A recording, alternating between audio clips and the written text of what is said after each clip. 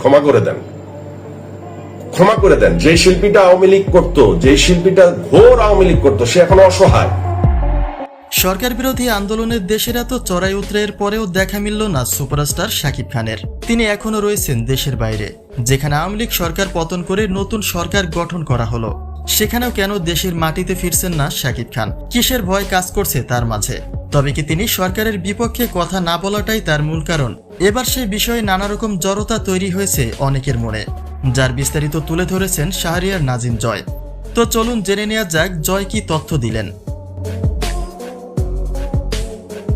কোটা সংস্কার আন্দোলন থেকে সরকার বিরোধী আন্দোলনে প্রায় একটা যুদ্ধ সংঘাতের মুখ দেখেছে গোটা বাংলাদেশ, কিন্তু তাতেও সরকারের বিরুদ্ধে কোনো রকম সুস্পষ্ট কথা বলেননি ঢাকাই সিনেমার সুপারস্টার শাকিব খান।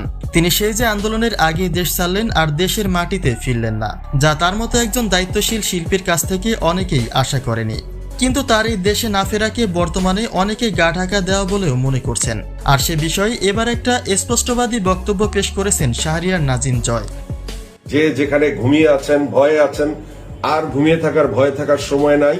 যে যার কাজে আমরা নিযুক্ত হয়ে যাই। হ্যাঁ, জয় বলেন, কিসের ভয়ে এখনো দেশে ফিরছে না গণ্যমান্য শিল্পীরা? যে সরকারের ভয়ে মুখ খুলতে পারেনি কেউ, এখন তো সে আর নেই।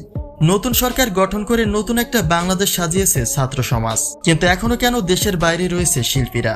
জয় এটাও ক্লিয়ার করেন যে সরকারের ভয়ে কথা বলতে না পারা শিল্পীদের নিয়ে মানুষ নানা রকম বাজে মন্তব্য করছে, কিন্তু চাইলেই তো আর সরকারের মতো শিল্পী তৈরি করা যায় না। যে কারণে কথা বলতে না পারা ব্যক্তিদের জন্য দেশে ফেরার সুযোগ দেওয়ার প্রত্যাশা দাবি করেন সাধারণ জনতার কাছে। যারা যারা আওয়ামী লীগ করতো সব শিল্পী বাদ, প্রত্যেকটা শিল্পী ভয়ে আছে। কেন রে ভাই? ভয়ে তো আওয়ামী লীগ সরকারের আমলে ছিল। যে যেখানে ঘুমিয়ে আছেন, ভয়ে আছেন। শাহরিয়ার নাজিম জয় একথা কারো নাম মেনশন করে না বললেও দেশে না ফেরা শিল্পীর সবচেয়ে প্রথম আলোচিত তারকার প্রথমেই রয়েছেন শাকিব খান। তার কাছ থেকে প্রতিবাদী কণ্ঠের কাঙ্ক্ষিত আওয়াজটি না পাওয়াতেই ক্ষুব্ধ অনেকেই। যদিও কিং খান তার ফেসবুকে ক্ষণে ক্ষণে এক একটা স্ট্যাটাস দিয়েছেন, কিন্তু তা তার মতো একজন দায়িত্ববান শিল্পীর জন্য যথেষ্ট নয় বলেই মনে করছে অনেকে। আর সে কারণেই কি দেশে ফিরছেন না শাকিব খান, সেই প্রশ্নটাই জোরালো হয়েছে।